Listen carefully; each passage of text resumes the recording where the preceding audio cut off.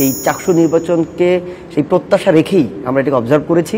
আমরা দেখেছি অনেক মোটামুটি অনিয়ম কিন্তু এসেছে অনেক। এই অনিয়মগুলো আপনি আমাকে বললে আমি ধারাবাহিকভাবে ব্যাখ্যা দিব। ওভারঅল শিক্ষার্থীদের যে প্রত্যাশা, আমি একজন শিক্ষার্থী হিসেবে সেই প্রত্যাশাই রাখছি যে শিক্ষার্থীদের প্রত্যাশা অনুযায়ী তাদের নেতৃত্ব আজকের এই নির্বাচনের মাধ্যমে এখানে চলে আসবে ইনশাআল্লাহ। আচ্ছা, আপনি বলছিলেন অনিয়মের কথা। আমরা ছাত্রদল সমর্থিত যে ভিপি প্রার্থী তারও বক্তব্য শুনছিলাম। তিনি আমাদের স্টার নিউজকেও জানিয়েছেন, বিভিন্ন গণমাধ্যমেও জানিয়েছেন যে বেশ কিছু অনিয়ম বা অভিযোগের কথা। বিশেষ করে তিনি বলেছেন যে অমোচনীয় কালির ব্যাপারে তিনি বলেছেন ব্যালট পেপার পড়ে থাকতেও দেখেছেন, এই ধরনের কথা তিনি বলেছেন। কিন্তু আমাদের তরফ থেকে, অর্থাৎ গণমাধ্যমের তরফ থেকে ওনাকে জিজ্ঞেস করা হয়েছিল যে নির্দিষ্ট করে কোনো তথ্য প্রমাণ আপনার কাছে আছে কিনা। তিনি সেটি নিয়ে খুব একটা সদুত্তর দিতে পারেননি। মানে হয়তো পরবর্তীতে আপনারা বা ওই সময় যারা রয়েছে তারা তথ্যপত্র সংগ্রহ করেন, হয়তো সেই সময় ছিল না, সেটিও হতে পারে, এবং পরবর্তীতে লিখিত অভিযোগ দেওয়ার কথা আমরা জেনেছি, তবে এখনো পর্যন্ত সেটি পাইনি। আপনি যেহেতু ফলো করেছেন এই 7 ঘন্টা ব্যাপী, আপনার কাছে কি অনিয়মের তথ্যপত্র আছে বা আপনি আসলে কোন কোন অভিযোগগুলো করতে চান? এখানে শুধুমাত্র ছাত্রদলের ভিপি প্রার্থী কিন্তু অভিযোগ দেয়নি, এখানে শিবিরের প্রার্থীরা অভিযোগ দিয়েছেন, ছাত্রদলের ভিপি প্রার্থী অভিযোগ দিয়েছেন। ইভেন আমরা একটু আগে দেখেছি যে রাফি, চট্টগ্রাম বিভাগের যে সমন্বয়ক ছিলেন, হ্যাঁ, রাফিও কিন্তু ওখানে সেই অভিযোগটাই দিয়েছেন এবং সেই স্পষ্ট করেই বলেছেন যে এখানে প্রশাসন ছাত্র শিবিরকে এক ধরনের স্পেস দিয়েছেন। আমরা গত পরশুদিন দেখেছি যে শিবিরের যে প্যানেলটি সেখানে তারা মাইকিং করছে। এরপরে যখন অভিযোগ দিয়েছে ছাত্রদল মধ্যরাতে, কালকে তাদেরকে একটি অভিযোগের পরিপ্রেক্ষিতে সিদ্ধান্ত দিয়েছে 20,000 টাকা জরিমানা করেছে ছাত্র শিবিরের প্যানেলকে। কিন্তু আপনি 20,000 জরিমানা করেন, কিন্তু টাকার অ্যামাউন্ট ফ্যাক্টর না, ফ্যাক্টর হচ্ছে আপনি অনিয়মের সুযোগটা দিয়েছেন, এবং সুযোগটা দিচ্ছে কে? প্রশাসন দিচ্ছে।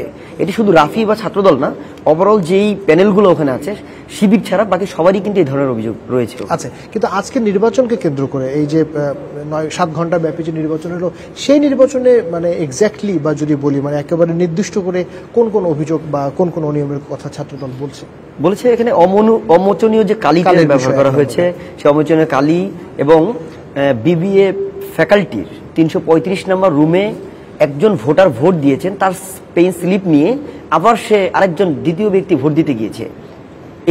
এটি কিন্তু স্পষ্ট প্রতিবাদ করেছেন উইথ ডকুমেন্টেশন। এর বাইরেও আপনি দেখবেন যে ভোটাররা যে সিরিয়ালটা দিয়েছেন, এখানে বহিরাগত অনেক মানুষ চলে এসেছেন, অনেক বহিরাগত প্রায় 4 থেকে 500 লোক এসেছেন, যারা ফেনী বা কক্সবাজার এই অঞ্চল থেকে এসেছেন। আমরা দেখেছি যে সর্বশেষ প্রায় 10 থেকে 12 দিনের মধ্যে বহিরাগত মাদকাসক্তের কারণে 2টি মার্ডার হয়েছে ওখানে। তো এটা কিন্তু আমাদের জন্য একটা আতঙ্কের ব্যাপার। এটা শিক্ষা প্রতিষ্ঠান, এখানে যার অনুসারী হোক না কেন, প্রশাসন এই ধরনের স্পেস যদি ওখানে ক্রিয়েট না করতো তাহলে এই সাহসটা কেউই দেখাতে পারতো না। ওকে আরিফ ভাই, আমি আপনার সাথে একটা যুক্ত করি, সেটা হলো সিসিটিভি ফুটেজ অনেক জায়গায় বন্ধ ছিল, মানে 10 মিনিট 15 মিনিট করে বন্ধ ছিল। এবার যদি আমি এই টপিকগুলোকে একসাথে করি, ধরেন অবচনীয় কালি ব্যবহার করা হয়নি, যদিও আমাদের ওই সময়ে নির্বাচন কমিশনের তিনি আমাদেরকে জানিয়েছেন, ওনার নাম বোধ হয় যতটুকু জানি মনিরুদ্দিন সাহেব, উনি বলেছিলেন যে এটি আসলে তারা শেষ মুহূর্তে কালি খুঁজেছেন কিন্তু তারা আসলে পাননি, সেটি ওনাদের তরফ থেকে একটা ব্যাখ্যা এসেছে। আমি অমোচনীয় কালি, ব্যালট পেপার এ ধরনের খুঁজে পাওয়া বা একজনের ব্যালট পেপার নিয়ে আরেকজন ভোট দেবার চেষ্টা করা, অথবা সিসিটিভি ফুটেজ বন্ধ থাকা, কিংবা বহিরাগত যারা এসছেন তাদের উপস্থিতি, এই বিষয়গুলোকে আমি আসলে অব্যবস্থাপনার মধ্যে মানে এটাকে নিয়ে যাব, নাকি এই টুলগুলো ব্যবহার করে ভোটের যে নির্দিষ্টভাবে কারচুপি বা অনিয়মের কথা বলা হচ্ছে সেই জায়গাটা কোথায়, মানে এই টুলগুলো ব্যবহার করে কিভাবে অনিয়মটা হলো, মানে সেই বিষয়টা নিয়ে একটু জানতে চাই। যে আমরা তো বলছি বা ছাত্রদল তো বলছে যে অনিয়ম হয়েছে, কিন্তু আমরা দেখছি এগুলো অভিযোগ, এবং কালি মুছে যাওয়া, অমোচনীয় কালি, এটা তো সত্যিকার অর্থেই একটু যে এখানে একটা কালি দিতে হবে যেন তার ভোটার তাকে নির্দিষ্ট করা যায়, শনাক্ত করা যায়, সেই জায়গা থেকে নির্দিষ্ট করে কি আছে বলার, মানে অনিয়মের আর কোথায়, মানে এর মাধ্যমে যে ভোট কারচুপি হয়েছে এই টুলগুলো ব্যবহার করে, সেইটা প্রমাণ করবার কোনো কি জায়গা আছে কিনা, বা সেটা নিয়ে নির্বাচন কমিশনের কাছে যাবে কিনা? যেহেতু আমরা দেখলাম যে বর্জন করেনি ছাত্রদল, বা জাহাঙ্গীরনগরে যেরকম তারা করেছিল, সেইটা নিয়ে এখন পদক্ষেপ কি বা আসলে কি করতে চায়? অ্যাকচুয়ালি ওখানে যে পরিস্থিতিটা বিদ্যমান, এটি কিন্তু যেই প্যানেলগুলো থেকে প্রতিদ্বন্দ্বিতা করছে শুধু ছাত্রদল না, তারাই সিদ্ধান্ত নেবে অ্যাকচুয়ালি তারা কোন দিকে মুভমেন্টটা করবে, নির্বাচন বর্জনের দিকে যাবে না তারা ফলাফল তাদের প্রত্যাশা অনুযায়ী সেই প্রাপ্তির জায়গাটা পূরণ হবে।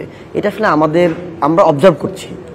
আর এখানে যেই অভিযোগগুলো এসছে এই অভিযোগগুলো কিন্তু সমন্বিত অভিযোগ। হয়তো ছাত্রদল আগে জেনেছে বা বামপন্থী ছাত্র সংগঠনগুলো জেনেছে, পাহাড়ি ছাত্র সংগঠনগুলো জেনেছে, অথবা জুলাই বিপ্লবে যারা অংশগ্রহণ করেছে ওদেরও কিন্তু একটা প্যানেল আছে, ওরাও হয়তো জেনেছে। সব অভিযোগগুলো যখন একত্র করবে, এখন ইতিমধ্যে ভোটের প্রক্রিয়া শেষ হয়েছে, বাট ফলাফল এখন পর্যন্ত যে ওএমআর শিটে ফলাফলটা তারা যাচাই বাছাই করবেন সেই প্রক্রিয়া কিন্তু এখনো চলমান। তারা সিদ্ধান্ত নিয়ে যদি মনে করে যে পরবর্তী পদক্ষেপ কি নেবেন এটা আমরা অবজার্ভ করতে পারি, আমরা এটা বলতে পারবো না। তবে আমরা প্রত্যাশা করি যে ভোটের যেই পরিস্থিতি এটি যাতে শুরু থেকে শেষ পর্যন্ত স্বাভাবিক থাকে।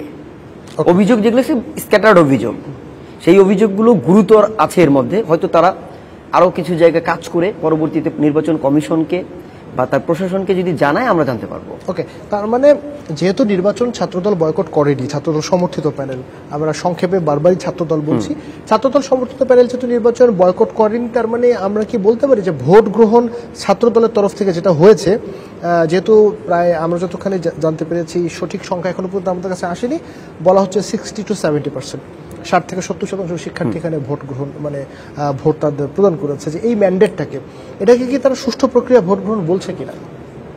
আপনি ভোট গ্রহণ প্রক্রিয়া যেটা, এখানে কিন্তু অনেকগুলো ধাপ আছে। ভোট গ্রহণ প্রক্রিয়া একটি, ভোটের সুষ্ঠু ফলাফল সেটি প্রক্রিয়া একটি, ঘোষণা এটি কিন্তু একটি। আমরা দেখেছি ডাকসুতে এখানে কিন্তু ইলেকশন ইঞ্জিনিয়ারিং হয়েছে, আমরা কিন্তু সুস্পষ্টভাবে প্রমাণ দিয়েছি। ইভেন নীলক্ষেতের অনেক ডকুমেন্টেশন আমরা ওখানে প্রুভমেন্ট করিয়েছি যে প্রশাসন শিবিরকে পাশ করানোর জন্য তাদের স্পেস দেওয়ার কারণে তারা অনেক ধরনের অনিয়ম করেছেন। এটি কিন্তু আমরা এখনও প্রতিবাদ অব্যাহত রেখেছি, কিন্তু সর্বশেষ পর্যন্ত তারা আমাদেরকে ক্লিয়ার করেনি। তো ফলাফল ঘোষণা হওয়ার পূর্ব পর্যন্ত যেই প্রক্রিয়ার মধ্য দিয়ে এটি যাবে, আমরা বুঝতে পারবো প্রশাসন এখানে ইলেকশন ইঞ্জিনিয়ারিং করছে কিনা। এই ধরনের অভিযোগ পেলে তখন আমরা এটি নিয়ে কথা বলবো। কিন্তু সাধারণ শিক্ষার্থী, আমরা এর আগে দুটো বিশ্ববিদ্যালয়ের রেফারেন্স আমরা বারবার টানছি, কারণ সামগ্রিকভাবে যেহেতু নির্বাচন হয়ে গেছে